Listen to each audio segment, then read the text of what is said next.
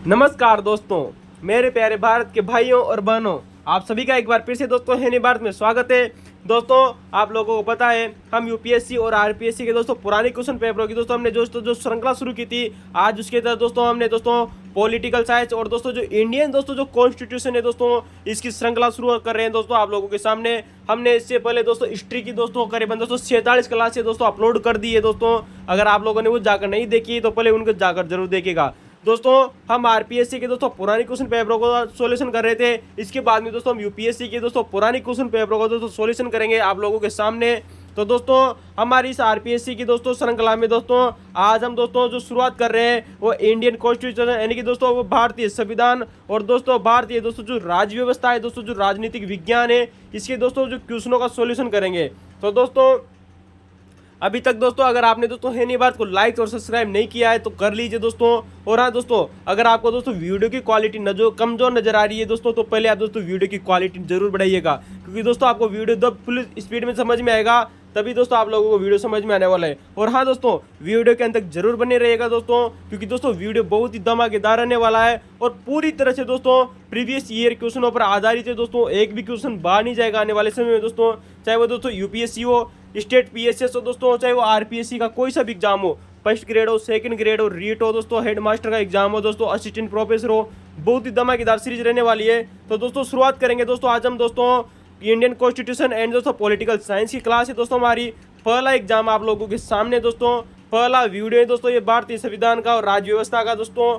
और दोस्तों पहला ही पेपर है दोस्तों सेकंड ग्रेड विशेष शिक्षा 2019 का। दोस्तों आप जानते हो आरपीएससी के द्वारा दोस्तों एक सेकंड ग्रेड की वैकेंसी कराई जाती है दोस्तों, टीचर की वैकेंसी है दोस्तों। इसका दोस्तों जो स्पेशल शिक्षा का दोस्तों जो एजुकेशन का दोस्तों जो पेपर हुआ था दोस्तों 2019 का, उसका सॉल्यूशन करेंगे दोस्तों। इसमें करीबन दोस्तों 15 से 18 क्वेश्चन दोस्तों राजनीतिक विज्ञान के आए दोस्तों। प्रत्येक दोस्तों वीडियो हम दोस्तों करीबन 10 से 12 क्वेश्चनों का सॉल्यूशन करने की कोशिश करेंगे आप लोगों के सामने दोस्तों। और हाँ दोस्तों, श्रृंखला बहुत ही जबरदस्त रहने वाली है, आप अपने दोस्तों को शेयर कीजिए दोस्तों। और हाँ दोस्तों, आप हमारे हिस्ट्री के और समाजशास्त्र की वीडियो देखना न भूलें। हम दोस्तों समाजशास्त्र के वीडियो कंप्लीट कर चुके थे दोस्तों, और हमने दोस्तों हिस्ट्री के दोस्तों करीबन दोस्तों 47 वीडियो अपलोड कर चुके हैं। हम दोस्तों हिस्ट्री के 100 वीडियो कंप्लीट करेंगे और दोस्तों राजनीतिक विज्ञान के भी दोस्तों 100 वीडियो कंप्लीट करेंगे दोस्तों। 50-50 70-70 पेपरों का दोस्तों सॉल्यूशन करने वाले हैं आप लोगों के सामने। चलो दोस्तों शुरुआत करते हैं दोस्तों। आप दोस्तों सब कुशल मंगल होंगे दोस्तों। थैंक यू दोस्तों। चलते हैं पहले क्वेश्चन की तरफ।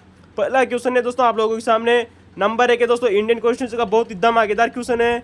नंबर 1 है दोस्तों, विभाजन उत्तर दोनों की दोस्तों विभाजन के बाद में पुनर्गठित संविधान सभा में, यानी कि दूसरे दोस्तों हमारे भारत देश का दोस्तों विभाजन हो जाता है तो विभाजन के बाद में पुनर्गठित दोस्तों जो संविधान सभा थी उसमें दोस्तों डॉक्टर अंबेडकर निर्वाचित हुए थे। यानी कि वो किस जगह से दोस्तों निर्वाचित हुए थे दोस्तों, भारत विभाजन के बाद में दोस्तों। इसका उत्तर आप जानते हो दोस्तों, बहुत बार क्वेश्चन एग्जामों में रिपीट हुआ है दोस्तों, अनेक तरीकों से क्वेश्चन पूछा गया है। इसका उत्तर होगा दोस्तों बम्बई। लेकिन आज हम इस क्वेश्चन का दोस्तों आप लोगों के सामने भांडा फोड़ने वाले हैं दोस्तों।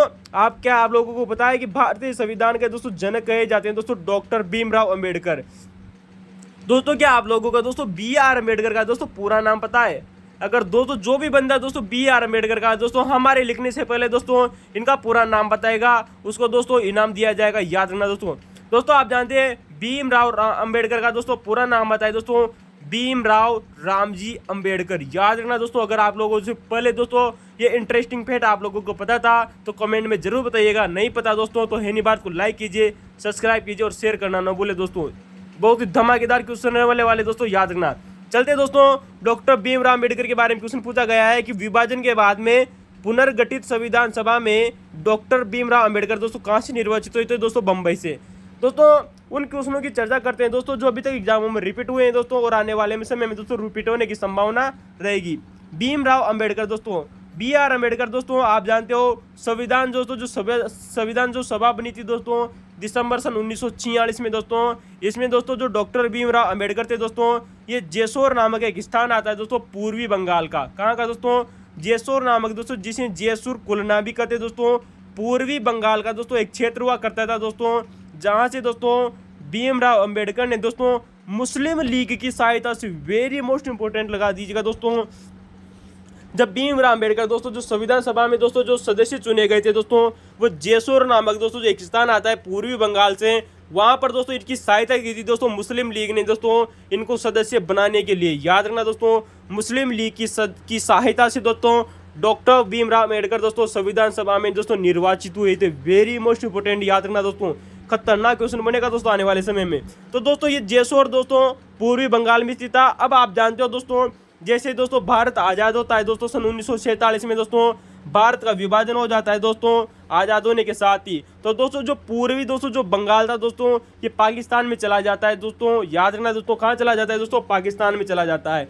अब जैसे जैसे दोस्तों जैसे वो क्षेत्र पाकिस्तान में चला गया तो भीमराव अम्बेडकर की दोस्तों सीट रिक्त हो गई दोस्तों, वो संविधान सभा के सदस्य नहीं रहे दोस्तों। अतः दोस्तों भीमराव अम्बेडकर को दोस्तों विभाजन होने के बाद में दोस्तों इनको दोस्तों बम्बई की दोस्तों, याद रखना दोस्तों, वर्तमान में जिसे आप दोस्तों मुंबई कहते हैं दोस्तों, महाराष्ट्र की दोस्तों राजधानी है दोस्तों मुंबई, बम्बई से वर्तमान में कहते हैं।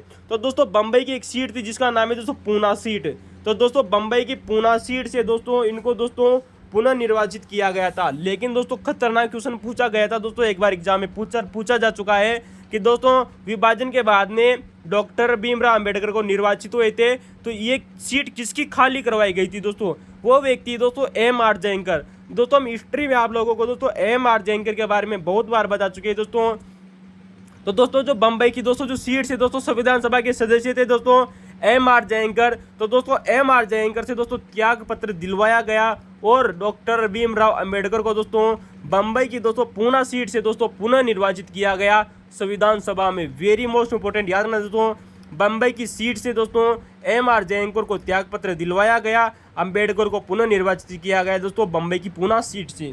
ठीक है दोस्तों, तो दोस्तों ये आप लोगों को दोस्तों 3 चीज़ें याद रखनी चाहिए दोस्तों। संविधान सभा में पहले कहाँ से निर्वाचित हुए थे दोस्तों? जेसोर पूर्वी बंगाल से हुए थे। मुस्लिम लीग ने दोस्तों इनकी सहायता की थी, याद रखना दोस्तों। जबकि दोस्तों विभाजन के बाद में दोस्तों बम्बई से जीते थे M.R. जयंकर की दोस्तों जो सीट थी उसको खाली करवाया गया था और अम्बेडकर को दोस्तों पुनः निर्वाचित किया गया था। दोस्तों जो M.R. दोस्तों जो जयंकर थे दोस्तों, याद रखना दोस्तों, ये कांग्रेसी सदस्य थे दोस्तों। कौन थे दोस्तों? कांग्रेसी सदस्य थे दोस्तों M.R. जयंकर। ये तो हो गए दोस्तों अपनी संविधान सभा की बात। लेकिन कुछ क्वेश्चन दोस्तों एक बार दोस्तों बाद में भी पूछा गया था कि दोस्तों जब सन 1952 का दोस्तों संविधान बन गया तो सन 1952 में लोकसभा के दोस्तों जब प्रथम चुनाव हुए थे दोस्तों, तब दोस्तों डॉक्टर भीमराव अम्बेडकर ने दोस्तों बॉम्बे उत्तरी केंद्रीय जो क्षेत्र दोस्तों जो सीट थी दोस्तों लोकसभा की सीट थी जिसका नाम है दोस्तों बॉम्बे उत्तरी केंद्रीय क्षेत्र की दोस्तों जो एक सीट हुआ करती थी दोस्तों जिसे बोलते हैं दोस्तों बॉम्बे नॉर्थ सेंट्रल एरिया। यहाँ की दोस्तों एक सीट हुआ करती थी दोस्तों जहाँ से दोस्तों डॉक्टर भीमराव अम्बेडकर ने दोस्तों लोकसभा का चुनाव लड़ा था। दोस्तों क्या आप लोगों को ये इंटरेस्टिंग फैक्ट पहले पता था? नहीं पता दोस्तों तो लाइक कीजिए, शेयर कीजिए और हाँ दोस्तों वीडियो के अंत तक जरूर बने रहिएगा दोस्तों। वीडियो की क्वालिटी बढ़ाइए दोस्तों, वीडियो बहुत ही ज़बरदस्त रहने वाला है। तो दोस्तों प्रथम लोकसभा चुनाव में दोस्तों डॉक्टर भीमराव अम्बेडकर दोस्तों बॉम्बे उत्तरी केंद्रीय जो क्षेत्र दोस्तों जो सीट थी वहाँ से इन्होंने चुनाव लड़ा। लेकिन खास इंपॉर्टेंट बात आती है दोस्तों कि डॉक्टर भीमराव अम्बेडकर यहाँ से दोस्तों लोकसभा चुनाव में हार जाते हैं दोस्तों। याद रखना दोस्तों, जो प्रथम दोस्तों लोकसभा जो चुनाव हुए थे दोस्तों उसमें डॉक्टर भीमराव अम्बेडकर दोस्तों हार जाते हैं और दोस्तों इनको दोस्तों चुनावों में दोस्तों चौथा स्थान पे रहे थे दोस्तों डॉक्टर भीमराव अम्बेडकर। ये भी एग्जाम में पूछा जा चुका है दोस्तों कि प्रथम लोकसभा चुनाव में हारने के बाद में दोस्तों डॉक्टर भीमराव अम्बेडकर को दोस्तों 4th रैंक मिली थी। कितनी मिली थी दोस्तों? 4th rank. तो क्वेश्चन ये बनता है दोस्तों आप लोगों के सामने कि फिर अम्बेडकर के सामने दोस्तों बॉम्बे उत्तरी केंद्रीय जो क्षेत्र दोस्तों जो सीट थी वहाँ से जीते कौन थे? वो जीतने वाले व्यक्ति थे दोस्तों नारायण साधोबा कालोरकर। दोस्तों क्या नाम है दोस्तों? नारायण साधोबा कालरोलकर दोस्तों, जो कि दोस्तों कांग्रेस के सदस्य थे दोस्तों, जो कि प्रथम लोकसभा चुनाव में दोस्तों जीते थे दोस्तों। अम्बेडकर के विपक्ष में दोस्तों खड़े हुए थे दोस्तों नारायण साधोबा कालरोलकर। दोस्तों बॉम्बे उत्तरी केंद्रीय क्षेत्र दोस्तों जो सीट थी वहाँ से जीते थे दोस्तों नारायण साधोबा कालरोलकर दोस्तों, जो कि कांग्रेसी सदस्य थे। भीमराव अम्बेडकर को दोस्तों इन्होंने हरा दिया था। वेरी मोस्ट इंपोर्टेंट है। जबकि डॉक्टर भीमराव अम्बेडकर ने दोस्तों संविधान का निर्माण किया था, फिर भी दोस्तों लोकसभा सदस्य नहीं बने थे दोस्तों डॉक्टर भीमराव अम्बेडकर। बात आती है दोस्तों इसके बाद में भी दोस्तों जो डॉक्टर भीमराव अम्बेडकर थे दोस्तों, ये सन 1954 में दोस्तों बांद्रा दोस्तों जो सीट आती है दोस्तों मुंबई के पास में, आप जानते हैं दोस्तों बांद्रा टर्मिनल से दोस्तों वहाँ की दोस्तों सीट से दोस्तों इन्होंने उपचुनाव में भी भाग लिया था दोस्तों। लोकसभा के उपचुनाव में भाग लिया था दोस्तों बांद्रा सीट से सन 1954 में दोस्तों, लेकिन फिर भी दोस्तों ये हार गए थे। ये भी वेरी मोस्ट इंपोर्टेंट याद रखना दोस्तों। अब दोस्तों क्वेश्चन एक बार एग्जाम में पूछा जा चुका है दोस्तों, एग्जाम में आया हुआ क्वेश्चन है दोस्तों। आप लोगों को ये सब क्वेश्चन दोस्तों आने वाले समय में दोस्तों है नहीं बात इसी वीडियो में मिलते रहेंगे दोस्तों कि कौन सा क्वेश्चन कब पूछा गया था। दोस्तों बात करते हैं दोस्तों सन 1952 की। दोस्तों आप जानते हो दोस्तों जब सन 1952 में दोस्तों ये लोकसभा चुनाव हार जाते हैं दोस्तों, तब दोस्तों इनको दोस्तों राज्यसभा से सदस्य बना दिया जाता है। याद रखना दोस्तों, बम्बई से दोस्तों ये राज्यसभा सदस्य बने थे दोस्तों डॉक्टर भीमराव अंबेडकर, और सन 1956 तक दोस्तों इन्होंने अपना कार्यकाल पूरा किया था दोस्तों। किसने दोस्तों? डॉक्टर भीमराव अंबेडकर ने। और दूसरा कार्यकाल दोस्तों जैसे ही शुरू हुआ था तो सन 1956 में इनकी मृत्यु हो गई थी दोस्तों। आप जानते हो दोस्तों बौद्ध धर्म ग्रहण करने के बाद में डॉक्टर भीमराव अंबेडकर की मृत्यु हो गई थी। तो दोस्तों ये राज्यसभा सदस्य बने थे लेकिन लोकसभा सदस्य नहीं बन पाए थे doctor Bhimrao Ambedkar. Very most important, याद रखना दोस्तों। चलिए दोस्तों पहला क्वेश्चन कंप्लीट होता है दोस्तों। लेट्स गो नाउ दूसरे क्वेश्चन की तरफ चलते हैं। पहला क्वेश्चन कंप्लीट है दोस्तों। सेकंड ग्रेड विशेष शिक्षा 2019 का पेपर है दोस्तों पॉलिटिकल साइंस का। क्वेश्चन नंबर 2 आप लोगों के सामने दोस्तों कि संसद में विश्रांति काल में अध्यादेश प्रख्यापित करना। दोस्तों संसद में जो विश्रांति काल होता है दोस्तों उसमें अध्यादेश प्रख्यापित करना राष्ट्रपति का दोस्तों, राष्ट्रपति का की है। क्वेश्चन पूछा गया है कि ऐसा दोस्तों कौन सी क्या है दोस्तों ये कि संसद में दोस्तों जैसे विश्रांति काल चलता है तो दोस्तों जो राष्ट्रपति होता है वो अध्यादेश जारी कर सकता है दोस्तों। तो दोस्तों ये राष्ट्रपति की क्या कहलाती है दोस्तों? इसका उत्तर होगा दोस्तों शक्ति। यानी कि दोस्तों ये राष्ट्रपति की पावर है दोस्तों कि वह दोस्तों जब संसद का सत्र नहीं चल रहा हो तो वो वहाँ पर दोस्तों एक अध्यादेश ला सकता है संसद के दौरान। तो दोस्तों ये राष्ट्रपति की शक्ति है और दोस्तों ये एक प्रकार की विधायी शक्ति है दोस्तों। याद रखना दोस्तों किस प्रकार की शक्ति है दोस्तों? ये राष्ट्रपति की दोस्तों विधायी शक्ति है दोस्तों। याद रखना अध्यादेश को लाना। तो दोस्तों आप जानते हो भारतीय संविधान का दोस्तों एक अनुच्छेद है दोस्तों, एक आर्टिकल है दोस्तों। अनुच्छेद को इंग्लिश में आर्टिकल बोलते हैं दोस्तों। 1, 2, 3 यानी कि 123 नंबर के अनुच्छेद के तहत दोस्तों अध्यादेश लाया जाता है दोस्तों राष्ट्रपति के द्वारा। अब आप जानते हो दोस्तों जो ये राष्ट्रपति होता है ये अध्यादेश तभी ला सकता है दोस्तों मंत्रिमंडल की सलाह पर दोस्तों जारी करता है दोस्तों। याद रखना दोस्तों जो राष्ट्रपति होता है दोस्तों ये किसी भी अध्यादेश को दोस्तों मंत्रिमंडल की सलाह पर ही लाता है और मंत्रिमंडल की सलाह पर ही दोस्तों वापस भी ले लेता है दोस्तों। कौन दोस्तों? राष्ट्रपति। यानी कि दोस्तों अध्यादेश ला भी सकता है और दोस्तों वापस भी ले सकता है दोस्तों। कौन? राष्ट्रपति। मंत्रिमंडल की सलाह पर लाएगा भी मंत्रिमंडल की सलाह पर दोस्तों और लेगा भी दोस्तों मंत्रिमंडल की सलाह पर ही वापिस। कौन दोस्तों? राष्ट्रपति। आर्टिकल 123 के तहत यानी कि 123 के तहत दोस्तों जो अध्यादेश है दोस्तों इसकी 4 सीमाएं दोस्तों। राष्ट्रपति का दोस्तों जो अध्यादेश है दोस्तों इसकी 4 सीमाएं दोस्तों। क्या क्या सीमाएं दोस्तों जो आप लोगों से यूपीएससी में पूछी जाएगी दोस्तों आने वाले समय में, वेरी मोस्ट इंपोर्टेंट है। पहली क्या सीमा है दोस्तों इस अध्यादेश की? वो अध्यादेश केवल तभी लाएगा दोस्तों या तभी जारी होगा जब संसद के दोनों सत्र या उसका दोस्तों एक सदन दोस्तों जब संसद के दोनों सदन या एक सत्र न चल रहा हो। ठीक है दोस्तों। तो दोस्तों संसद के दोनों सदन या फिर एक भी सदन दोस्तों सत्र में न हो दोस्तों तभी वो दोस्तों अध्यादेश लेकर आ सकता है दोस्तों। कौन दोस्तों? राष्ट्रपति। याद रखना दोस्तों अगर दोस्तों अगर दोनों संसद का दोनों जो सदन है दोस्तों अगर वो चल रहे हैं तो दोस्तों राष्ट्रपति अध्यादेश लेकर नहीं आ सकता, ये भी याद रखना दोस्तों। दोस्तों दूसरी क्या सीमा है दोस्तों कि वह अध्यादेश केवल तभी जारी कर सकता है। कौन दोस्तों? राष्ट्रपति अध्यादेश केवल तभी जारी कर सकता है जब वो इस बात से संतुष्ट हो। याद रखना दोस्तों वेरी मोस्ट इंपोर्टेंट, याद रखना दोस्तों इस बात को कि वह अध्यादेश केवल तभी जारी कर सकता है जब वह इस बात से संतुष्ट हो कि मौजूदा दोस्तों जो परिस्थितियाँ हैं दोस्तों यानी कि वर्तमान की दोस्तों जो परिस्थितियाँ हैं दोस्तों वो तत्काल कार्यवाही की जरूरत है। ठीक है दोस्तों।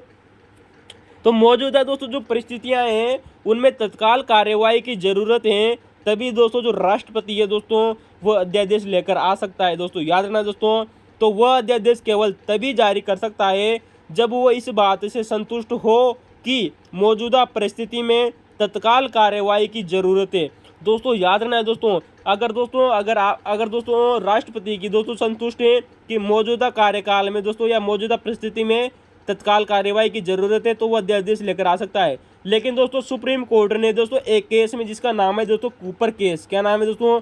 कूपर केस सन 1970 का एक केस है दोस्तों जिसमें सुप्रीम कोर्ट ने कहा था कि दोस्तों इस राष्ट्रपति के इस आदेश पर यानी कि दोस्तों राष्ट्रपति के द्वारा की संतुष्टि हो तो तत्काल कार्यवाही की जरूरत है। तो अगर अध्यादेश लाता है दोस्तों तो दोस्तों राष्ट्रपति की संतुष्टि पर दोस्तों असद्भावना के आधार पर दोस्तों असद्भावना के आधार पर दोस्तों चुनौती दी जा सकती है दोस्तों सुप्रीम कोर्ट में। तो ऐसा सुप्रीम कोर्ट ने कहा था दोस्तों कूपर केस सन 1970 में। वेरी मोस्ट इंपोर्टेंट याद रखना दोस्तों, सुप्रीम कोर्ट ने कूपर के सन 1970 में कहा कि राष्ट्रपति संतुष्ट हो इसका दोस्तों सुप्रीम कोर्ट में चैलेंज किया जा सकता है। असद्भावना के आधार पर चुनौती दी जा सकती है दोस्तों, याद रखना दोस्तों, वेरी मोस्ट इंपोर्टेंट है। तो दोस्तों हम अध्यादेश की 4 सीमाओं की बात कर रहे थे। कौन कौन सी सीमाएं?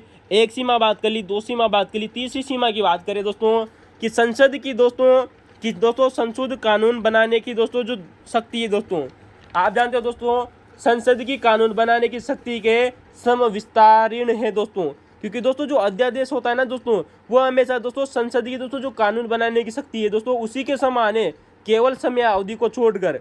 याद रखना दोस्तों कोई सा भी अध्यादेश हो गया वो केवल वो जो अध्यादेश है दोस्तों वो संसद की दोस्तों जो कानून बनाने की शक्ति है उसी के समान है, लेकिन इसमें समय अवधि को छोड़कर, क्योंकि समय अवधि दोस्तों अध्यादेश की 6 माह होती है, जबकि संसद के कानून की कोई भी सीमा नहीं होती है दोस्तों समय की। याद रखना दोस्तों संसद में कानून दोस्तों कितने भी समय तक लाया जा सकता है दोस्तों, कितने भी समय तक दोस्तों वो रह सकता है, लेकिन दोस्तों जो अध्यादेश होता है वो मात्र 6 माह तक ही रहता है। तो दोस्तों संसद के कानून के बनाने की दोस्तों शक्ति के समविस्तारीण है दोस्तों किसका? कौन दोस्तों? अध्यादेश, समय अवधि को छोड़कर। अब दोस्तों संसद में भी दोस्तों इसकी 2 बातें इंपॉर्टेंट है। अध्यादेश केवल उन्हीं विषयों पर लाया जाएगा जिन विषयों पर दोस्तों संसद कानून बना सकती है। बिल्कुल सही बात है दोस्तों, जो राष्ट्रपति होता है दोस्तों वो अनुच्छेद 123 के तहत दोस्तों अध्यादेश केवल उन्हीं विषयों पर ला सकता है दोस्तों जिन विषयों पर उसे दोस्तों संसद कानून बना सकती है। ठीक है दोस्तों, आप जानते हो दोस्तों जिन विषयों पर दोस्तों संसद कानून बनाएगी उन्हीं विषयों पर दोस्तों जो राष्ट्रपति है दोस्तों वो अध्यादेश लेकर आएगा। दूसरा इसका फैक्ट है दोस्तों कि अध्यादेश वही सार्वभौमिक सीमाएं, अध्यादेश की वही संवैधानिक सीमाएं जो संसद के कानून की है। तो दोस्तों याद रखना दोस्तों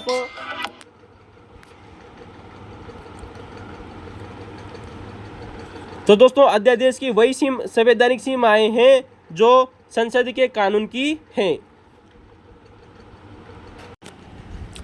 अब दोस्तों याद रखना दोस्तों जो हमारा दोस्तों जो अध्यादेश होता है दोस्तों राष्ट्रपति द्वारा अध्यादेश किसी भी मौलिक अधिकार का लागूकरण नहीं कर सकता, क्योंकि आप जानते हो दोस्तों संसद को दोस्तों ये सीमा दी गई है दोस्तों कि वो किसी भी दोस्तों जो मौलिक अधिकार होता है दोस्तों हमारे दोस्तों जो मौलिक अधिकार है दोस्तों वो राइट है दोस्तों, हमारे दोस्तों जो अधिकार है दोस्तों उनका लघुकरण नहीं कर सकती दोस्तों। कौन? दोस्तों संसद। अतः दोस्तों जो संसद को दोस्तों जो शक्ति प्राप्त है दोस्तों वही शक्ति दोस्तों किसको प्राप्त है दोस्तों? अध्यादेश को। अतः दोस्तों कि कोई भी अध्यादेश किसी भी मौलिक अधिकार का दोस्तों लघुकरण नहीं कर सकता या दोस्तों उसको छीन नहीं सकता, क्योंकि आप जानते हो दोस्तों ये शक्ति दोस्तों संसद को भी नहीं प्राप्त है। अतः दोस्तों किसी भी अध्यादेश द्वारा मौलिक अधिकार का लघुकरण या उसे छीना नहीं जा सकता दोस्तों, याद रखना दोस्तों, वेरी मोस्ट इंपोर्टेंट है।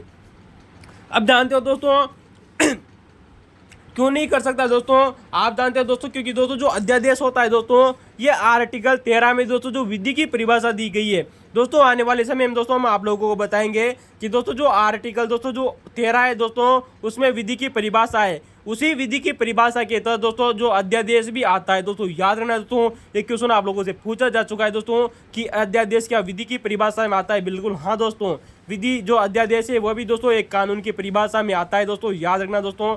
तो हमारे दोस्तों ये 3 सीमाएं हो गई दोस्तों अध्यादेश की।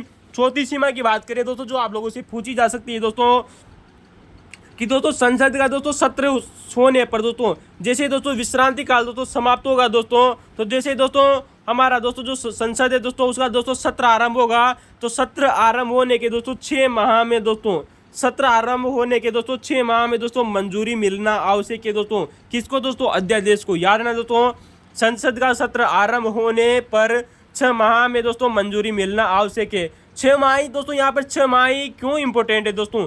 6 माह इस वजह से इंपॉर्टेंट है दोस्तों क्योंकि दोस्तों संसद के 2 सत्रों के बीच की दोस्तों जो अधिकतम दोस्तों जो अवधि होती है वो दोस्तों 6 माह होती है, क्योंकि संसद के दोस्तों जब 2 सत्र बुलाए जाते हैं उनके बीच की दोस्तों जो अवधि होती है दोस्तों वो 6 माह होती है। अतः संसद का सत्र दोस्तों होने पर 6 माह में दोस्तों इस अध्यादेश को मंजूरी मिलना आवश्यक है, नहीं तो दोस्तों जो अध्यादेश है दोस्तों वो हमेशा के लिए समाप्त हो जाएगा। तो दोस्तों ये इसकी सीमा है दोस्तों समय अवधि को छोड़कर जो भी हमने हाल ही में बताई थी, जबकि संसद के कानून की दोस्तों कोई भी ऐसी सीमा नहीं होती है दोस्तों, वो कभी तक भी दोस्तों अध्यादेश रह सकता है दोस्तों।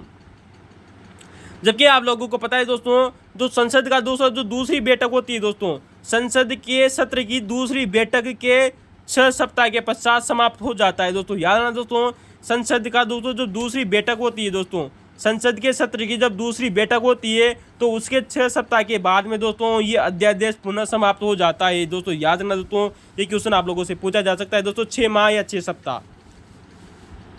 अब आप जानते हो दोस्तों, जिस प्रकार से दोस्तों जो राष्ट्रपति होता है दोस्तों, वो अध्यादेश को लेकर आता है अनुच्छेद 123 के तहत, उसी प्रकार दोस्तों राष्ट्रपति दोस्तों मंत्रिमंडल के आदेश पर दोस्तों अध्यादेश को दोस्तों वापस भी ले सकता है दोस्तों। ये क्वेश्चन आप लोगों से पूछा जा चुका है दोस्तों एग्जाम में।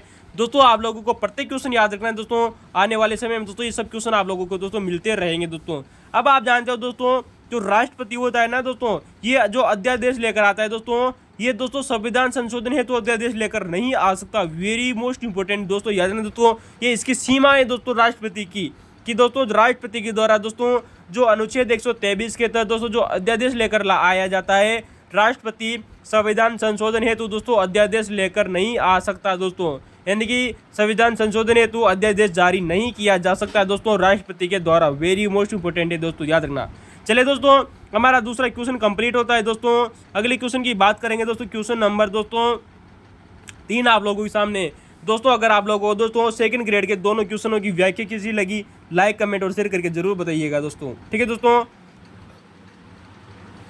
अगला क्वेश्चन दोस्तों बहुत ही धमाकेदार है दोस्तों, और इसकी व्याख्या भी दोस्तों बहुत ही धमाकेदार रहेगी आप लोगों के सामने। चलते हैं दोस्तों, भारत में न्यायिक पुनरावलोकन के बारे में सत्य कथन है दोस्तों। यहाँ पर दोस्तों न्यायिक पुनरावलोकन से संबंधित दोस्तों 4 कथन दिए गए थे, जिनमें से दोस्तों 3 कथन सही थे दोस्तों, आरपीएससी के द्वारा 3 कथन सही माने गए थे, एक कथन गलत था, उसको हम आप लोगों को सही कर बताएंगे कि जुडिशियल दोस्तों जो रिव्यू होता है ना दोस्तों, इसके बारे में दोस्तों कौन सा कथन सत्य है दोस्तों। तो दोस्तों भारतीय संविधान में दोस्तों आरपीएससी हो गए दोस्तों, यूपीएससी बहुत बार दोस्तों न्यायिक पुनरावलोकन से दोस्तों क्वेश्चन पूछे जाते हैं दोस्तों, याद रखना दोस्तों। तो न्यायिक पुनरावलोकन के बारे में आज हम चर्चा करेंगे दोस्तों, 3 कथनों की दोस्तों चर्चा करेंगे जो आरपीएससी द्वारा सही माने गए थे, और एक कथन गलत था दोस्तों, उसकी भी चर्चा करेंगे कि कौन सा कथन गलत था। तो भारत में दोस्तों न्यायिक दोस्तों जो पुनरावलोकन है दोस्तों, इसे न्यायिक समीक्षा या जुडिशियल रिव्यू कहा जाता है दोस्तों। देखिए दोस्तों, न्यायिक सतर्कता दोस्तों अलग चीज होती है दोस्तों, और जुडिशियल रिव्यू अलग होती है। तो दोस्तों पहला दोस्तों आप लोगों को कथन दिया गया था कि संविधान में न्यायिक पुनरावलोकन शब्दावली उल्लेखित नहीं है। वेरी मोस्ट इंपोर्टेंट है दोस्तों, ये कथन बिल्कुल सही है दोस्तों, कि भारत का दोस्तों जो संविधान है दोस्तों, इसमें कहीं पर भी दोस्तों न्यायिक पुनरावलोकन यानी कि दोस्तों जुडिशियल रिव्यू शब्द उल्लेखित नहीं किया गया है दोस्तों। किसमें दोस्तों, भारतीय संविधान में। याद रखना दोस्तों, भारतीय संविधान में कहीं भी न्यायिक पुनरावलोकन यानी कि जुडिशियल रिव्यू शब्दावली उल्लेखित नहीं की गई है। वेरी मोस्ट इंपोर्टेंट, याद रखना दोस्तों।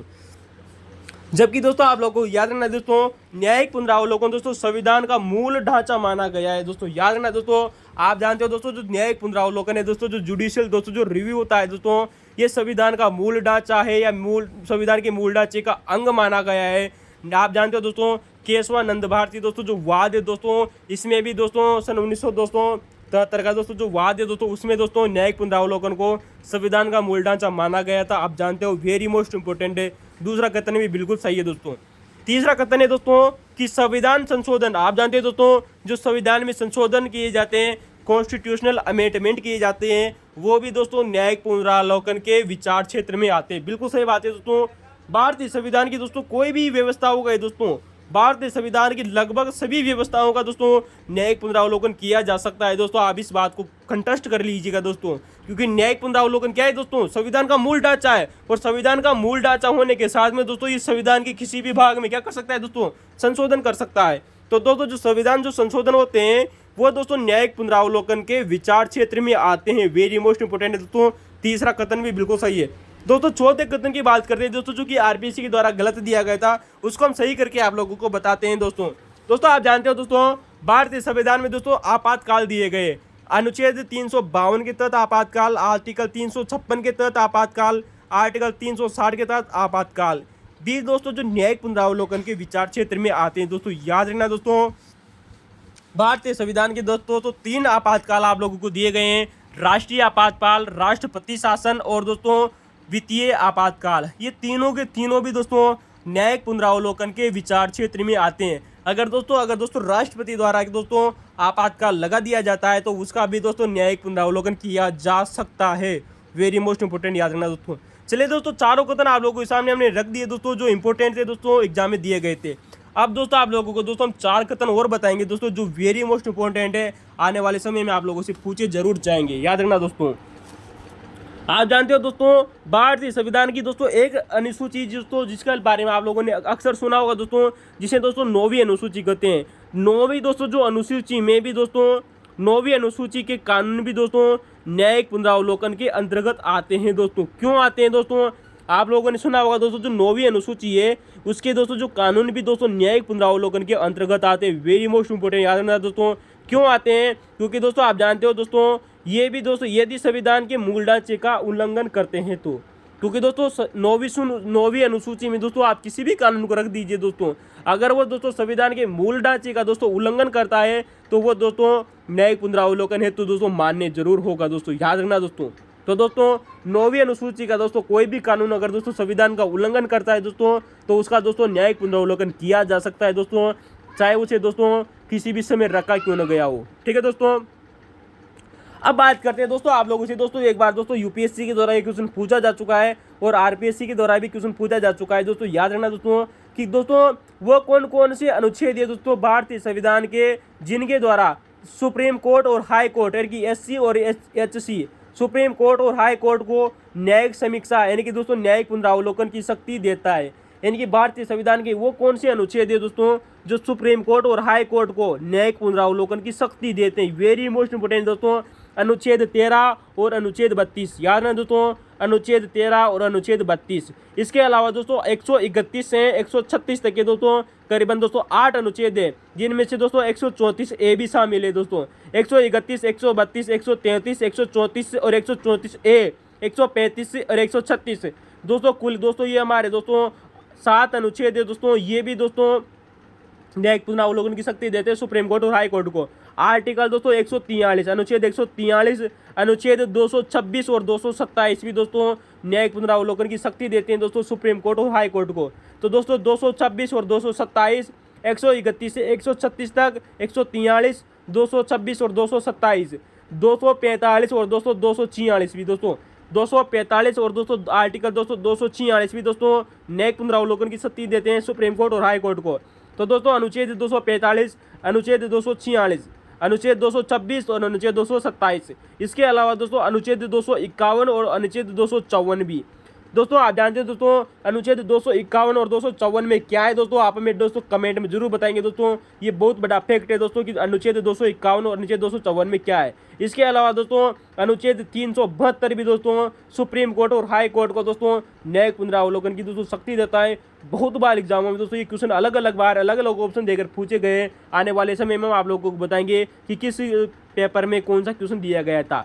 तो दोस्तों अनुच्छेद 13, अनुच्छेद 32, अनुच्छेद 131 से 136 तक दोस्तों 7 अनुच्छेद, 143, 226 और 227, 245 और 246, 251, 254 और 372 दोस्तों ये प्रमुख दोस्तों अनुच्छेद है दोस्तों भारतीय संविधान के, जो सुप्रीम कोर्ट और हाई कोर्ट को दोस्तों न्यायिक पुनरावलोकन की शक्ति प्रदान करते हैं। अब बात आते हैं दोस्तों कि न्यायिक समीक्षा यानी कि दोस्तों जो जुडिशियल रिव्यू है, इसकी उत्पत्ति कहाँ पर हुई थी। दोस्तों न्यायिक पुनरावलोकन बोल दीजिए या न्यायिक समीक्षा बोल दीजिए दोस्तों, यानी कि दोस्तों न्याय की पुनः समीक्षा करना जो पहले कानून बन गया है, इसकी दोस्तों बाद में दोस्तों पुनः समीक्षा करना, यही दोस्तों न्यायिक समीक्षा कहलाता है। दोस्तों न्यायिक समीक्षा जुडिशियल दोस्तों जो रिव्यू है, इसका दोस्तों उत्पत्ति और विकास आप जानते हो दोस्तों अमेरिका में हुआ था। लेकिन दोस्तों एक बार एग्जाम में क्वेश्चन पूछा जा चुका है दोस्तों यूपीएससी के द्वारा। याद रखना दोस्तों, अमेरिका के दोस्तों जो सर्वोच्च न्यायालय है दोस्तों, अमेरिका के सर्वोच्च न्यायालय के दोस्तों जो तत्कालीन मुख्य न्यायाधीश हुआ करते थे, जिनका नाम आता है दोस्तों जॉन मार्शल। क्या नाम है दोस्तों? तो दोस्तों न्यायिक समीक्षा या दोस्तों न्यायिक पुनरावलोकन की उत्पत्ति कहाँ हुई थी दोस्तों? अमेरिका में। उस अमेरिका में दोस्तों एक व्यक्ति हुए थे दोस्तों, जो सुप्रीम दोस्तों अमेरिका के सर्वोच्च न्यायालय के मुख्य न्यायाधीश थे दोस्तों, जिनका नाम आता है दोस्तों जॉन मार्शल। तो दोस्तों जॉन मार्शल ने दोस्तों सर्वप्रथम दोस्तों पूरे विश्व में दोस्तों सर्वप्रथम दोस्तों न्यायिक समीक्षा की थी। सन बात आती दोस्तों, इनके सामने एक वाद आया था दोस्तों, एक दोस्तों केस आया था उनके सामने अमेरिका के सर्वोच्च न्यायालय के सामने, जिसके मुख्य न्यायाधीश हुआ करते थे दोस्तों जॉन मार्शल। तो दोस्तों जॉन मार्शल के सामने दोस्तों एक केस आया, जिसका नाम है दोस्तों मारबरी बनाम मेडिसन मामला दोस्तों, जो कि सन 1803 का था दोस्तों। इनकी दोस्तों 19वीं शताब्दी की बात हो रही दोस्तों, 1803 में दोस्तों। तो 1803 में दोस्तों मारबरी बनाम मेडिसन मामले में दोस्तों जॉन मार्शल ने दोस्तों सर्वप्रथम इसका प्रयोग किया था दोस्तों न्यायिक समीक्षा का। इसे दोस्तों न्यायिक पुनरावलोकन कहते हैं। तो दोस्तों न्यायिक पुनरावलोकन की उत्पत्ति दोस्तों अमेरिका में हुई थी। वहाँ के दोस्तों तत्कालीन मुख्य न्यायाधीश हुआ करते थे दोस्तों जॉन मार्शल, जिन्होंने दोस्तों मारबरी बनाम मेडिसिन मामले सन 1803 में सर्वप्रथम दोस्तों न्यायिक समीक्षा का दोस्तों प्रयोग किया था। वेरी मोस्ट इंपोर्टेंट है दोस्तों, पूछा जा चुका है। अब आप जानते हो दोस्तों भारतीय संविधान के वर्ष दोस्तों जो भारत का दोस्तों जो सुप्रीम कोर्ट है दोस्तों, भारतीय दोस्तों जो सुप्रीम कोर्ट द्वारा भी दोस्तों जुडिशियल रिव्यू यानी कि दोस्तों न्यायिक पुनरावलोकन का दोस्तों कई बार मामलों कई निम्न मामलों में प्रयोग किया जा सकता है, किया जा चुका है दोस्तों। सुप्रीम कोर्ट ने भी दोस्तों बहुत बार दोस्तों न्यायिक समीक्षा का प्रयोग किया है। आप जानते हो दोस्तों प्रमुख केस है दोस्तों जो आप लोगों से पूछी जा चुके एग्जामों में, गोलकनाथ मामला आप जानते हो सन 1967 का मामला आता है दोस्तों सुप्रीम कोर्ट का। बैंकों का दोस्तों राष्ट्रीयकरण का दोस्तों मामला था सन 1970 का, इसमें भी दोस्तों जुडिशियल रिव्यू का प्रयोग किया जा चुका है दोस्तों सुप्रीम कोर्ट के द्वारा। दोस्तों सुप्रीम कोर्ट ने दोस्तों प्रीवियस उन्मूलन मामला दोस्तों जो सन 1970 का था दोस्तों, आप जानते हो दोस्तों अक्सर आप लोगों ने एग्जामों में सुना होगा दोस्तों प्रीवियस उन्मूलन मामला जो कि सन 1970 का था दोस्तों, इसमें भी दोस्तों सुप्रीम कोर्ट के द्वारा न्यायिक समीक्षा का प्रयोग किया गया था। आप जानते हो दोस्तों केशवानंद भारती मामला, क्या नाम है दोस्तों, केशवानंद भारती जो मामला है दोस्तों सन 1973 का, इसमें भी दोस्तों सुप्रीम कोर्ट ने दोस्तों न्यायिक पुनरावलोकन का प्रयोग किया था। तो दोस्तों केशवानंद भारती मामला सन 1973। इसके बाद में एक और मामला आता है दोस्तों मिनर्वा मिल्स मामला सन 1980।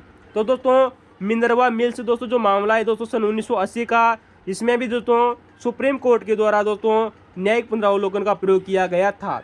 ठीक है दोस्तों।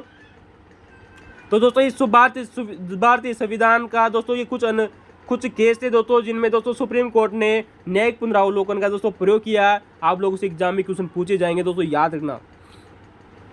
चलिए दोस्तों क्वेश्चन नंबर दोस्तों अगले की तरफ चलते हैं। क्वेश्चन नंबर 4 आप लोगों के सामने दोस्तों सेकंड ग्रेड का दोस्तों क्वेश्चन है दोस्तों स्पेशल एजुकेशन का दोस्तों, जो कि 2019 में पेपर हुआ था। क्वेश्चन पूछा गया है दोस्तों आप लोगों के सामने। अगर दोस्तों आपने वीडियो की क्वालिटी नहीं बढ़ाई है दोस्तों, तो पहले आप दोस्तों वीडियो की क्वालिटी जरूर बढ़ाइएगा। क्वेश्चन है दोस्तों कि कौन सा राजनीतिक दल असम में, यानी कि दोस्तों कौन सी दोस्तों नेशनल पार्टी है दोस्तों जो कि दोस्तों असम नामक राज्य में दोस्तों अपना चुनाव चिन्ह इस्तेमाल नहीं कर सकती दोस्तों। याद रखना दोस्तों कि कौन सा राजनीतिक दल दोस्तों या जो नेशनल पार्टी है दोस्तों वो असम में दोस्तों असम नामक दोस्तों एक राज्य है दोस्तों, वहाँ पर अपना चुनाव चिन्ह दोस्तों इस्तेमाल नहीं कर सकती। इसका उत्तर आप दोस्तों कमेंट में बताइएगा। दोस्तों बहुत ही शानदार प्रश्न है दोस्तों, ऐसे क्वेश्चन बहुत कम देखने को मिलते हैं दोस्तों जो कि फैक्चुअल होते हैं दोस्तों। आप जानते हो दोस्तों, आपने नाम सुना होगा दोस्तों बहुजन समाज पार्टी, जिसे दोस्तों बसपा के नाम से जाना जाता है। तो दोस्तों बसपा नामक दोस्तों भारतीय दोस्तों एक नेशनल पार्टी है दोस्तों। वर्तमान में दोस्तों आप कितनी नेशनल पार्टी है आप हमें कमेंट में जरूर बताइएगा। दोस्तों बसपा नामक दोस्तों जो राजनीतिक दल है दोस्तों, ये असम नामक राज्य में दोस्तों अपना चुनाव चिन्ह नहीं इस्तेमाल कर सकता है दोस्तों, क्योंकि बसपा का दोस्तों चुनाव चिन्ह भी दोस्तों क्या है दोस्तों हाथी है, और असम का दोस्तों जो प्रतीक चिन्ह है दोस्तों, असम का दोस्तों जो राज्य चिन्ह है दोस्तों वो भी हाथी है। तो दोस्तों एक दोस्तों आप लोगों को दोस्तों एक यहाँ पर दोस्तों एक अधिनियम याद रखना है दोस्तों कि दोस्तों भारतीय संविधान के द्वारा दोस्तों जो इंडियन सुप्रीम कोर्ट है दोस्तों, इसके द्वारा एक अधिनियम लाया गया था जिनका नाम है दोस्तों चुनाव चिन्ह आरक्षण एवं आवंटन सन 1968। यही है दोस्तों अधिनियम है दोस्तों जिसके द्वारा दोस्तों चुनाव चिन्ह दोस्तों प्रदान किए जाते हैं दोस्तों, जो कि दोस्तों किसी भी पार्टी का दोस्तों आरक्षण और दोस्तों आवंटन से संबंधित है दोस्तों, चुनाव चिन्ह से संबंधित। तो चुनाव चिन्ह दोस्तों आरक्षण एवं आवंटन अधिनियम दोस्तों सन 1968 का है दोस्तों, जिसमें दोस्तों कई बार संशोधन किए जा चुके हैं दोस्तों, ये भी आप लोगों को याद रखना चाहिए। अब आप जानते हो दोस्तों सन 1968 के बाद में दोस्तों आप जानते हो बहुजन समाज पार्टी की स्थापना दोस्तों आप जानते हो दोस्तों काशी नामक दोस्तों एक व्यक्ति ने की थी सन 1984 में। दोस्तों बसपा नामक दोस्तों जो नेशनल पार्टी है दोस्तों आप लोगों की, इसकी स्थापना दोस्तों काशी राम ने की थी। किसने की थी दोस्तों? काशी राम ने की थी सन 1984 में। इस बहुजन समाज पार्टी की स्थापना की गई थी, याद रखना दोस्तों। तो दोस्तों बहुजन समाज पार्टी असम में अपना चुनाव चिन्ह इस्तेमाल नहीं कर सकती, इसकी स्थापना काशी राम ने सन 1984 में की थी। ठीक है दोस्तों आप लोगों को बताएं अभी हाल ही में दोस्तों राजस्थान में दोस्तों फर्स्ट ग्रेड का दोस्तों एक एग्जाम हुआ था दोस्तों, जिसमें आप लोगों से क्वेश्चन पूछा गया था दोस्तों कि प्रथम लोकसभा चुनाव में दोस्तों जब सन 1952 में दोस्तों जो प्रथम लोकसभा चुनाव हुए थे उसमें दोस्तों देश में कितनी राजनीतिक पार्टियां थी दोस्तों।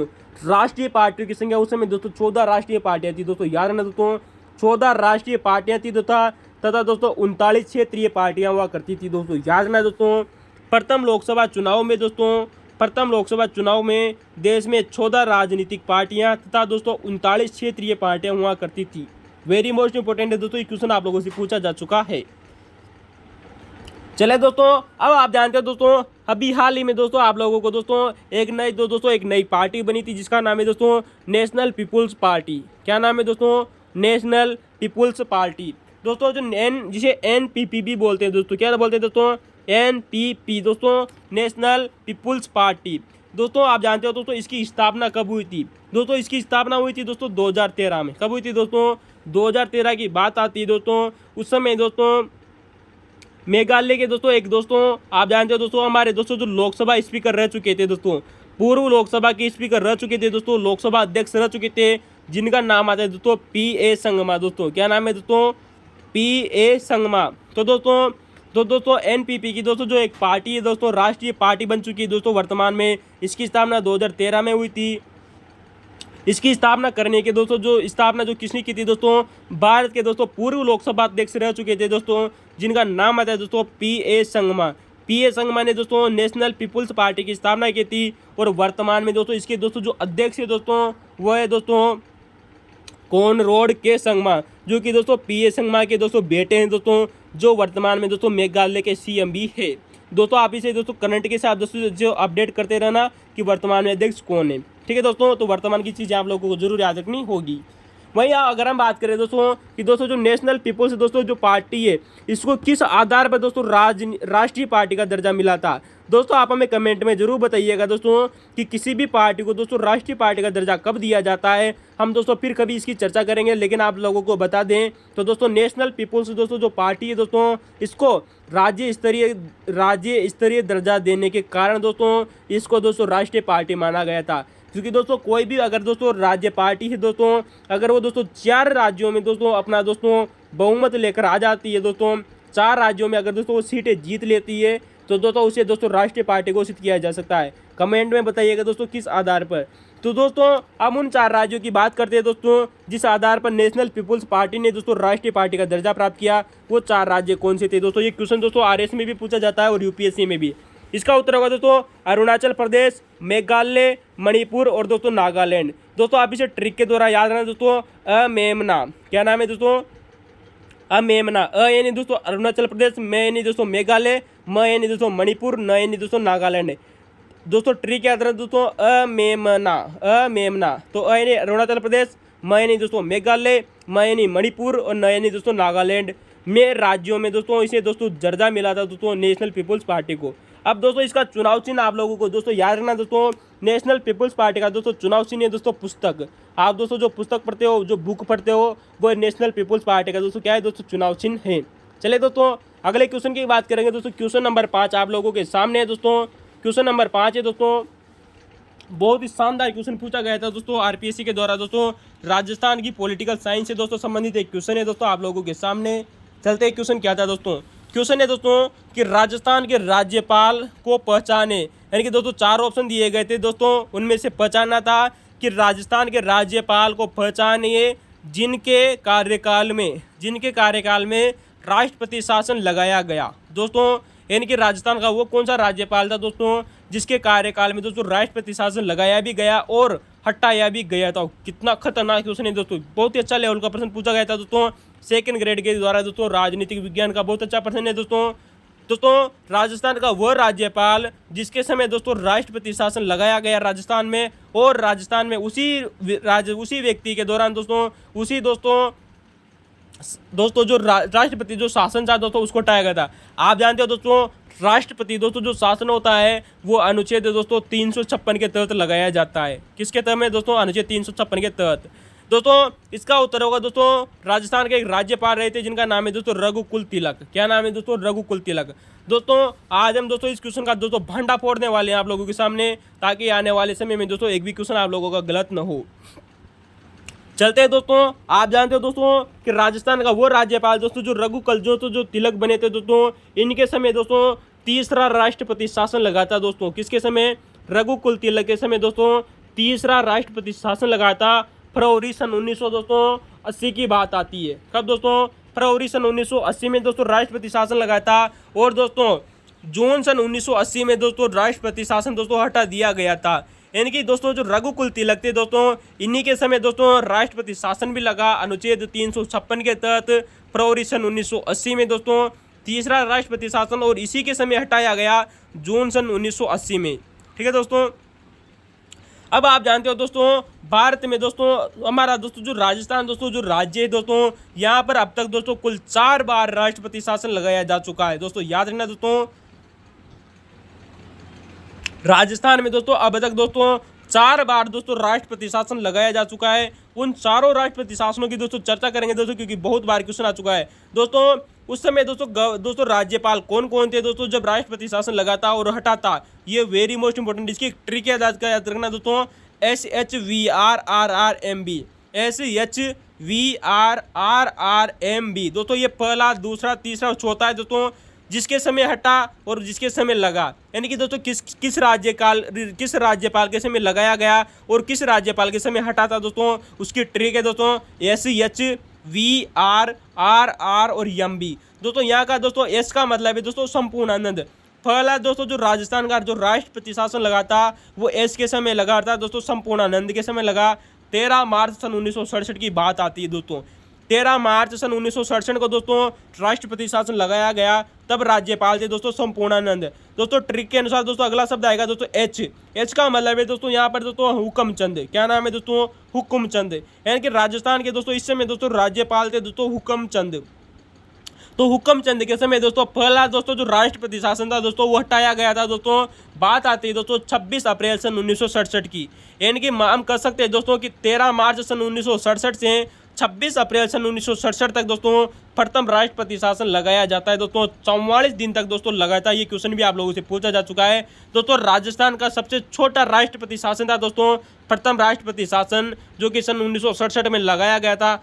44 दिन तक दोस्तों ये लगातार होगा था दोस्तों। जिस समय दोस्तों लगा था उस समय राज्यपाल थे दोस्तों संपूर्णानंद, यानी कि यस। और एच का मतलब होगा दोस्तों हुक्म सिंह। दोस्तों हुक्म सिंह के समय दोस्तों राज्यपाल हुक्म सिंह के समय हटाया गया था प्रथम राष्ट्रपति शासन। आप लोगों को याद रखना है दोस्तों। राजस्थान का दोस्तों सबसे छोटा राष्ट्रपति शासन था दोस्तों, जो कि 44 दिन तक लगा था दोस्तों। ये राष्ट्रपति शासन क्यों लगाया गया था दोस्तों संपूर्णानंद के समय दोस्तों? क्योंकि दोस्तों किसी भी दोस्तों पार्टी को दोस्तों स्पष्ट बहुमत न मिलने के कारण लगाया गया था। याद रखना दोस्तों, किसी भी पार्टी को स्पष्ट बहुमत न मिलने के कारण दोस्तों ये राष्ट्रपति शासन लगाया गया था प्रथम बार 13 मार्च सन 1967 से 26 अप्रैल सन 1967 के बीच में 44 दिन तक लगा था। SH याद रखना दोस्तों, पहला दोस्तों राष्ट्रपति शासन HH और दूसरा राष्ट्रपति आएगा दोस्तों VR दोस्तों। इसकी ट्रिक है दोस्तों, V का अर्थ होता है दोस्तों विजयापाल। क्या नाम है दोस्तों? विजयपाल त्यागी के समय लगाया गया। और R का मतलब होगा दोस्तों रघुकुल तिलक के समय हटाया गया। वे भी यहाँ से भी दोस्तों बहुत खतरनाक क्वेश्चन बनता है दोस्तों कि किस व्यक्ति के समय दोस्तों राष्ट्रपति शासन लगाया गया, हटाया गया, लेकिन एक बार हटाया भी गया था दोस्तों। यानी कि दोस्तों 2 बार राष्ट्रपति शासन हटाया गया। वो व्यक्ति कौन था दोस्तों? रघुकुल तिलक। तो दोस्तों याद रखना दोस्तों, वह राज्यपाल जिसके समय दोस्तों 2 बार दोस्तों राष्ट्रपति शासन हटाया गया था वो था दोस्तों रघुकुल तिलक। तो दोस्तों दूसरा दोस्तों जो राष्ट्रपति शासन था दोस्तों ये विजयपाल त्यागी के समय दोस्तों 29 अप्रैल सन 1977 को दोस्तों लागू हुआ। और रघुकुल तिलक दोस्तों जो राज्यपाल हुआ करते थे उनके समय हटाया गया दोस्तों 22 जून सन 1967 को।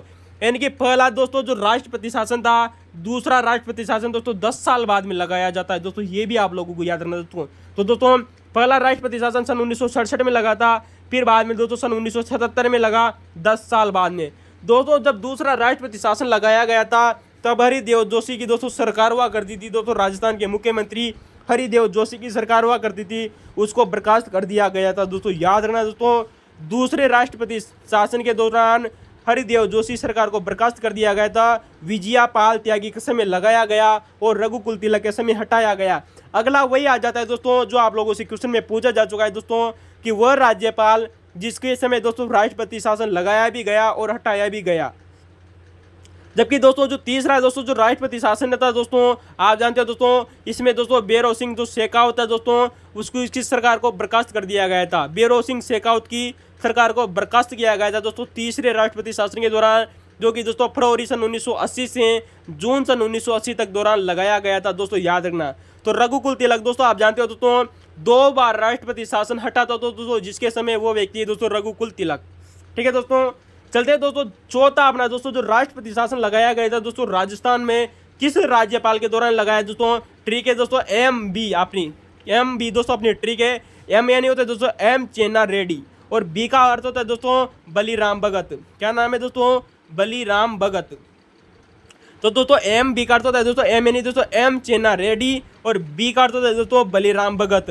दोस्तों M चेन्ना रेड्डी के समय दोस्तों लगाया गया था दोस्तों 15 दिसंबर की बात आती है दोस्तों सन 1992 में दोस्तों, याद रखना दोस्तों। M चेन्ना रेड्डी राज्यपाल के दौरान दोस्तों 15 दिसंबर सन 1992 को दोस्तों राष्ट्रपति शासन लगाया गया राजस्थान में। और बलीराम भगत जब राज्यपाल हुआ करते थे तो दोस्तों 4 दिसंबर सन 1993 को दोस्तों राष्ट्रपति शासन हटाया गया था राजस्थान से। यानी कि दोस्तों हम कह सकते हैं दोस्तों कि लगभग 1 साल तक दौरान दोस्तों ये राष्ट्रपति शासन दोस्तों लगाया गया था दोस्तों। जो चौथा दोस्तों तीसरा और दोस्तों जो चौथा दोस्तों जो राष्ट्रपति शासन था दोस्तों, इसमें दोस्तों बेरो सिंह शेखावत की सरकार को बर्खास्त किया गया था दोस्तों, याद रखना दोस्तों। तो दोस्तों बेरो सिंह शेखावत की दोस्तों जो सरकार थी उसको बर्खास्त किया गया चौथे राष्ट्रपति शासन के दौरान भी। दोस्तों राजस्थान का सबसे लंबा राष्ट्रपति शासन है दोस्तों, वो है दोस्तों चौथा, और दोस्तों सबसे छोटा है पहला। तो दोस्तों पहला राष्ट्रपति शासन दोस्तों सबसे छोटा था दोस्तों, 44 दिन तक लगा था, और सबसे लंबा राष्ट्रपति शासन था दोस्तों जो कि 1 वर्ष तक दोस्तों लागू रहा था, वो है दोस्तों चौथा राष्ट्रपति शासन सन 1992 वाला। ठीक है दोस्तों, अब आप जानते हो दोस्तों यहाँ पर बेरो सिंह शेखावत की बात हो रही है दोस्तों। राजस्थान के दोस्तों वह मुख्यमंत्री है दोस्तों बेरो सिंह शेखावत, जो कभी भी दोस्तों अपने कार्यकाल में कभी भी राज्यपाल नहीं बने थे। ये क्वेश्चन आप लोगों से पूछा जा चुका है दोस्तों कि राजस्थान का वह कौन सा मुख्यमंत्री था दोस्तों जो कभी भी राज्यपाल नहीं बना था दोस्तों। इसका उत्तर होगा दोस्तों बेरो सिंह शेखावत अपने जीवन पर्यंत दोस्तों कभी भी राज्यपाल नहीं बने थे। लेकिन इनकी एक फैक्ट याद रखना दोस्तों, बेरो सिंह शेखावत दोस्तों वह मुख्यमंत्री है दोस्तों राजस्थान के जो भारत के 11वें उपराष्ट्रपति बने थे दोस्तों, 11वें नंबर के उपराष्ट्रपति बने थे। इंपॉर्टेंट याद रखना दोस्तों 2002 में क्वेश्चन आप लोगों से पूछा जरूर जाएगा, याद रखना दोस्तों। तो बेरो सिंह शेखावत दोस्तों वह राजस्थान के मुख्यमंत्री थे दोस्तों जो 11वें उपराष्ट्रपति बने थे दोस्तों भारत के दोस्तों सन 2002 में। अब जानते हो दोस्तों यहाँ पर दोस्तों राज्यपाल की बात हो रही है दोस्तों। एक क्वेश्चन दोस्तों आप लोगों से दोस्तों एग्जाम में पूछा जा चुका है दोस्तों RPSC के द्वारा कि राजस्थान स्टेट में दोस्तों यानी कि दोस्तों राजस्थान राज्य में राज्यपाल राहत कोष की स्थापना कब हुई थी दोस्तों? याद रखना दोस्तों, राजस्थान में राज्यपाल राहत कोष थी दोस्तों, इसकी स्थापना हुई थी दोस्तों 14 मार्च सन 1973 को दोस्तों। याद रखना दोस्तों 14 मार्च सन 1973 को दोस्तों राजस्थान में राज्यपाल राहत कोष की स्थापना हुई थी। ये क्वेश्चन RPSC के द्वारा पूछा जा चुका है। जबकि दोस्तों राजस्थान में मुख्यमंत्री दोस्तों जो फंड है दोस्तों राहत कोष है, इसकी स्थापना दोस्तों 1 अप्रैल सन 1999 को हुई थी। ये भी आप लोगों को याद रखना चाहिए दोस्तों, याद रखना। तो दोस्तों सीएम फंड की स्थापना कब हुई थी दोस्तों? 1 अप्रैल सन 1999 को। चलिए दोस्तों, अगर आप लोगों को क्वेश्चन की व्याख्या अच्छी लगी हो तो लाइक और कमेंट और शेयर करना ना भूले दोस्तों। एक भी क्वेश्चन बाहर नहीं जाएगा दोस्तों, यहाँ से बहुत बार एग्जामों में क्वेश्चन रिपीट हुए हैं, आप लोग देखते जाइएगा दोस्तों कि कौन से क्वेश्चन रिपीट हुए हैं। चलते हैं दोस्तों क्वेश्चन नंबर 6 की तरफ दोस्तों, आप लोगों के सामने दोस्तों कि 101वां संविधान संशोधन यानी कि 101 यानी कि दोस्तों 101वां संविधान संशोधन हुआ था दोस्तों।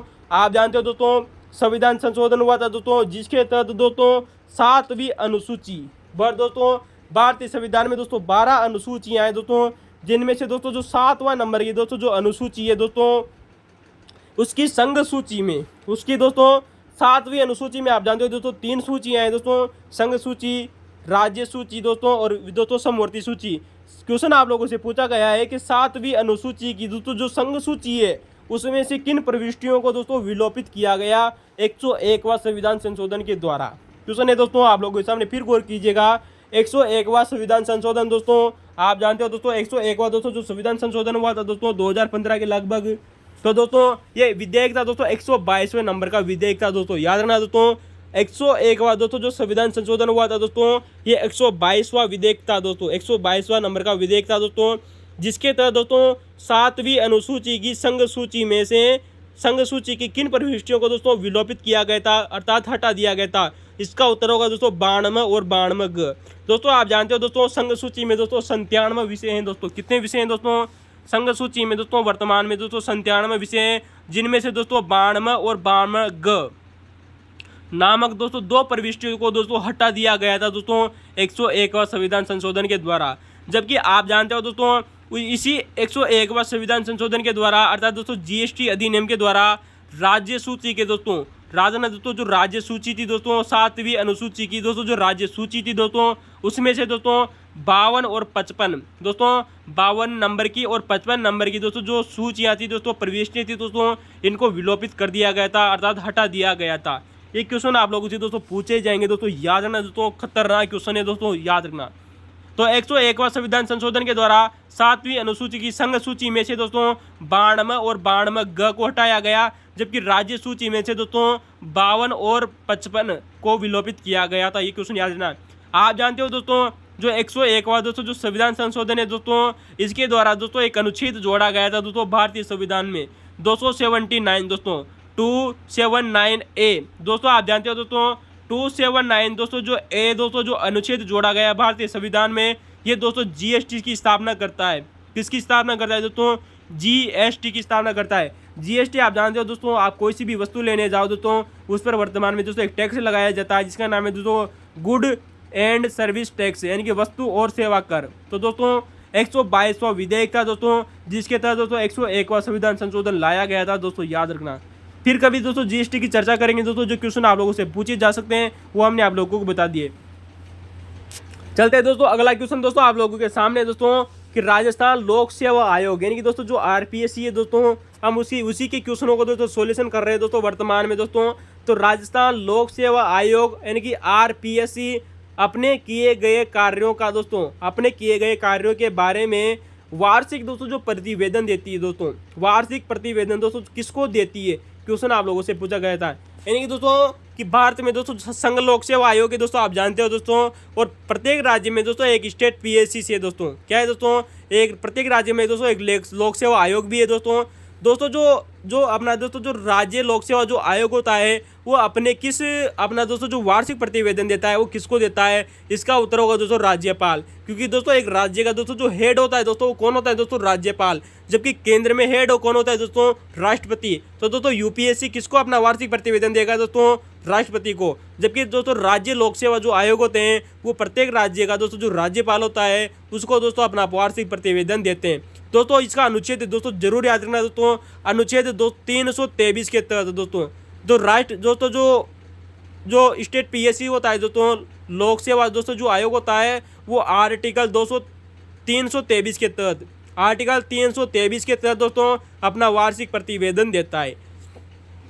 चलिए दोस्तों अब उन क्वेश्चनों की दोस्तों चर्चा करते हैं दोस्तों। आप लोगों से दोस्तों विभिन्न एग्जामों में पूछे जा चुके हैं कि दोस्तों भारतीय संविधान का दोस्तों जो भाग 14 है, आप जानते हो दोस्तों भारतीय संविधान में कुल 22 भाग है, जिसमें से दोस्तों जो 14वां नंबर का दोस्तों भाग है उसमें आर्टिकल 315 से 323 तक दोस्तों यूपीएससी और स्टेट पीएससी का उल्लेख किया गया है दोस्तों, याद रखना दोस्तों। यानी कि संघ लोक सेवा आयोग तथा दोस्तों लोक सेवा आयोग का दोस्तों उल्लेख किया गया है अनुच्छेद 315 से 323 तक दोस्तों। ये प्रमुख अनुच्छेद है दोस्तों जिनके बारे में दोस्तों बहुत बार एग्जामों में क्वेश्चन रिपीट हुआ है। जिस प्रकार आप लोगों से दोस्तों वार्षिक प्रतिवेदन का क्वेश्चन रिपीट हुआ है। बात करते हैं दोस्तों अनुच्छेद 315 में, किसमें दोस्तों? अनुच्छेद 315 में यूपीएससी और स्टेट पीसीएस का गठन का बात कही गई है दोस्तों, याद रखना दोस्तों। यूपीएससी और दोस्तों जो स्टेट पीसीएस होती है दोस्तों, इनकी स्थापना की बात कही गई है अनुच्छेद 315 में। जबकि दोस्तों जो लोक सेवा आयोग है दोस्तों, इनके दोस्तों सदस्यों की नियुक्ति और इनका दोस्तों जो कार्यकाल होता है दोस्तों वो आर्टिकल 316 में दिया गया है दोस्तों, याद रखना दोस्तों। अनुच्छेद 316 में नियुक्ति और कार्यकाल दिया गया है इन आयोगों का। जबकि दोस्तों अनुच्छेद 317 में जो लोक सेवा दोस्तों जो आयोग होता है इसके सदस्यों को दोस्तों बर्खास्त करना और निलंबन करना शामिल है दोस्तों। अनुच्छेद 317 में बर्खास्त और निलंबन करना शामिल है। जबकि दोस्तों अनुच्छेद 318 में दोस्तों याद रखना दोस्तों, अनुच्छेद दोस्तों जो 318 है दोस्तों, इसमें दोस्तों जो लोक सेवा आयोग की दोस्तों जो सेवा शर्तें होती है, याद रखना दोस्तों। लोक सेवा आयोग के दोस्तों जो सदस्य होते हैं इनकी सेवा शर्तों के बारे में दोस्तों जो नियम बनाने की दोस्तों शक्ति किसको दी गई है? इसका उल्लेख किया गया है दोस्तों अनुच्छेद 318 में। तो दोस्तों 318 में दोस्तों सेवा शर्त संबंधी नियम बनाने की दोस्तों शक्ति दी गई है दोस्तों यूपीएससी के सदस्यों को। तो दोस्तों वही बात करेंगे दोस्तों अनुच्छेद 319 की। दोस्तों अनुच्छेद 319 में दोस्तों सदस्य दोस्तों जो सदस्यता समाप्ति क्या बर्खास्त के बाद में दोस्तों जो उनका दोस्तों पद को रोकने के बारे में कहा गया है। यानी कि दोस्तों अनुच्छेद 319 में सदस्यता समाप्त होने के बाद में पद पर बने रहने पर रोक लगाई गई है दोस्तों, कि अगर कोई तो किसी भी सदस्य के दोस्तों अगर सदस्यता समाप्त हो जाती है तो वो पद पर बना नहीं रह सकता, उस पर रोक लगाई गई है अनुच्छेद 319 के तहत। वहीं बात करें दोस्तों कि अनुच्छेद 320 में दोस्तों इन दोस्तों जो लोक सेवा दोस्तों जो आयोग होते हैं इसके कार्य दिए गए दोस्तों अनुच्छेद 320 में। जबकि दोस्तों अनुच्छेद 321 में दोस्तों कार्यों को दोस्तों विस्तारित करने का दोस्तों काम किया गया है दोस्तों, याद रखना दोस्तों अनुच्छेद 321 में। तो दोस्तों अनुच्छेद 320 में दोस्तों इन आयोगों के दोस्तों कार्य दिए गए हैं, जबकि अनुच्छेद 321 में कार्यों को विस्तारित करने की शक्ति दी गई है दोस्तों। इंपॉर्टेंट याद रखना दोस्तों, कार्यों को विस्तारित करने की शक्ति किसमें दी गई है अनुच्छेद 321 में, जबकि 320 में कार्य दिए गए, जबकि कार्यों को बढ़ाने की शक्ति किसमें दी गई दोस्तों अनुच्छेद 321 में। 322 में दोस्तों इन संघ दोस्तों जो लोक सेवा दोस्तों जो आयोग होते हैं इनके खर्चों की बात कही गई है, जबकि अनुच्छेद 323 में वार्षिक प्रतिवेदन की बात कही गई है। और क्वेश्चन आप लोगों का दोस्तों वार्षिक प्रतिवेदन से आया था दोस्तों, याद रखना। अनुच्छेद 323 वार्षिक प्रतिवेदन, अनुच्छेद 322 खर्चे। चलते हैं दोस्तों, प्रमुख क्वेश्चन आप लोगों से पूछे जा चुके हैं, याद रखना दोस्तों। अगला क्वेश्चन है दोस्तों आप लोगों के सामने, क्वेश्चन नंबर 8 है दोस्तों कि राजस्थान राज्य मानवाधिकार आयोग। क्वेश्चन है दोस्तों राजस्थान राज्य मानवाधिकार दोस्तों जो आयोग है दोस्तों Rajasthan state human right commission, यानी कि दोस्तों RSHRC Rajasthan state human right commission दोस्तों, इसके अध्यक्ष किसे नियुक्त किया जा सकता है। दोस्तों क्वेश्चन दोस्तों 2019 में पूछा गया था दोस्तों, लेकिन दोस्तों जैसे ही दोस्तों ये एग्जाम हुआ दोस्तों इसके बाद में दोस्तों एक संविधान संशोधन लाया गया था दोस्तों, मानवाधिकार संविधान संशोधन अधिनियम 2019, उसमें संशोधन कर दिया गया था। उस आप दोस्तों वर्तमान के अनुसार दोस्तों इस क्वेश्चन का दोस्तों आंसर चेक करेंगे दोस्तों हम। दोस्तों उस समय दोस्तों इसका क्वेश्चन का आंसर अलग माना गया था, लेकिन वर्तमान के अनुसार देखें दोस्तों तो दोस्तों जो राजस्थान राज्य मानवाधिकार दोस्तों जो आयोग है दोस्तों, इसका अध्यक्ष कौन हो सकता है दोस्तों, अध्यक्ष कौन बन सकता है इसकी बात करें दोस्तों तो दोस्तों प्रत्येक राज्य का दोस्तों जो हाई कोर्ट होता है, यानी कि दोस्तों प्रत्येक राज्य का दोस्तों जो हाई कोर्ट होता है, जैसे कि यहाँ पर दोस्तों राजस्थान की बात हो रही है तो राजस्थान का हाई कोर्ट का दोस्तों जो मुख्य न्यायाधीश हो गया तथा या न्यायाधीश दोस्तों, यानी कि दोस्तों मुख्य न्यायाधीश हो गया या न्यायाधीश, यानी कि राजस्थान हाई कोर्ट का मुख्य न्यायाधीश या न्यायाधीश जो रह चुका हो उस व्यक्ति को दोस्तों राजस्थान राज्य मानवाधिकार आयोग का दोस्तों सदस्य बनाया जा सकता है दोस्तों, याद रखना दोस्तों। तो दोस्तों राजस्थान राज्य मानवाधिकार दोस्तों जो आयोग है दोस्तों, इसका दोस्तों अध्यक्ष दोस्तों उसी व्यक्ति को बनाया जा सकता है जो हाई कोर्ट का मुख्य न्यायाधीश रह चुका हो या हाई कोर्ट का न्यायाधीश रह चुका हो दोस्तों। दोनों कंडीशन दोस्तों याद रखना दोस्तों। ये दोस्तों सब परिवर्तन दोस्तों 2019 में किए गए थे, क्योंकि दोस्तों आप जानते हो दोस्तों 2019 में दोस्तों मानवाधिकार संरक्षण आयोग में दोस्तों संशोधन किया गया। 2019 में क्या क्या संशोधन किए गए थे दोस्तों, पहला क्वेश्चन आप लोगों के सामने पूछा जा चुका है। दूसरे संशोधन की बात करें दोस्तों कि 2019 में संशोधन हुआ था, तो दोस्तों पहला बात तो वही हो गई दोस्तों कि हाई कोर्ट का मुख्य न्यायाधीश या न्यायाधीश को अध्यक्ष बनाया जा सकता है दोस्तों राज्य मानवाधिकार आयोग का। वही बात करेंगे दोस्तों कि 2019 में संशोधन किया गया दोस्तों कि दोस्तों राष्ट्रीय और राज्य दोस्तों जो मानवाधिकार दोस्तों जो आयोग के दोस्तों जो अध्यक्ष होते हैं, आप जानते हैं दोस्तों एक दोस्तों नेशनल दोस्तों मानवाधिकार आयोग है दोस्तों, जबकि प्रत्येक राज्य का दोस्तों एक अपना मानवाधिकार आयोग भी होता है।